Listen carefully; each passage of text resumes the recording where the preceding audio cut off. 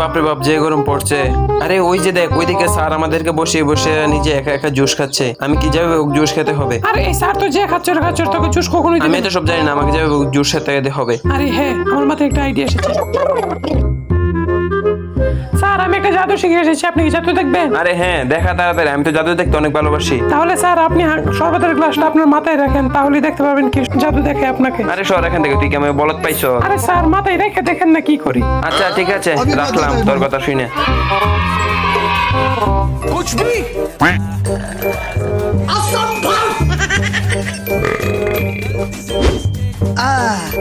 Sir এবার আপনার মাথার গ্লাসটা নিচে নামান। আরে বাপরে, তুই তো সত্যি সত্যি জাদু দেখাতে পারিস, কিভাবে শিখলি? আমাকে আচ্ছা স্যার, শিখাতো। আপনাকে পরে শেখাবো না। দেখছিস আজকে স্যারকে কিভাবে বোকা বানালাম। এভাবে আমরা প্রতিদিনই কিন্তু চাইলে বোকা বানাতে পারি। আরে হ্যাঁ হ্যাঁ, এখন থেকে প্রতিদিনই আমরা কিন্তু বোকা বানিয়ে শরবত খাবো। আরে এটা কি?